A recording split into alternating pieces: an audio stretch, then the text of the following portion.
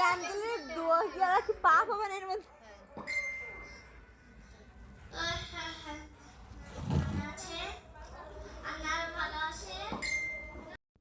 Happy new year উপলক্ষে বাসায় barbecue party চলতেছে।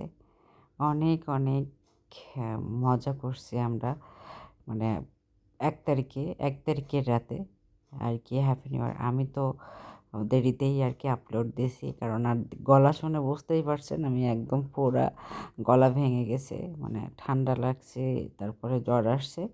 যাই হোক, অনেক অনেক শুভেচ্ছা সবাইকে, নতুন বছর। আর নতুন বছর সবাইকে সবার অনেক ভালো কাটুক, অনেক অনেক দোয়া থাকলো।